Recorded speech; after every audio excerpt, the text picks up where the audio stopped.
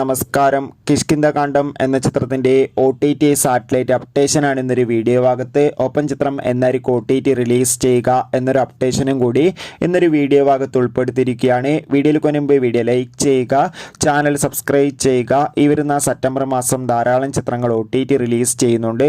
നമ്മുടെ ചാനൽ ഭാഗം പരിശോധിച്ചാൽ നിങ്ങൾക്ക് കാണാം. ആസിഫ് അലി, വിജയരാഘവൻ, അപർണ, അതോടൊപ്പം തന്നെ ജഗദീഷ്, അശോകൻ എന്നൊക്കെ പ്രധാന കഥാപാത്രങ്ങളായ ചിത്രമായിരുന്നു കിഷ്കിന്ധകാണ്ഡം. ചിത്രത്തിന് മികച്ചൊരു പോസിറ്റീവ് റെസ്പോൺസ് തന്നെയാണ് ഇപ്പോഴും പുറത്തുവന്നുകൊണ്ടിരിക്കുന്നത്. അതുകൊണ്ട് തന്നെ എല്ലാ സിനിമാ പ്രേമികളും ഒരേപോലെയാണ് കിഷ്കിന്ധകാണ്ഡം എന്ന ചിത്രത്തിൻ്റെ ഓരോ അപ്ഡേഷനും അറിയാൻ വേണ്ടി കാത്തിരുന്നത്. ചിത്രത്തിൻ്റെ സാറ്റലൈറ്റ് അവകാശങ്ങൾ ഏഷ്യാനെറ്റ് സ്വന്തമാക്കിയെന്ന് ഒഫീഷ്യലായി കൺഫേം ആക്കിയിട്ടുണ്ട്.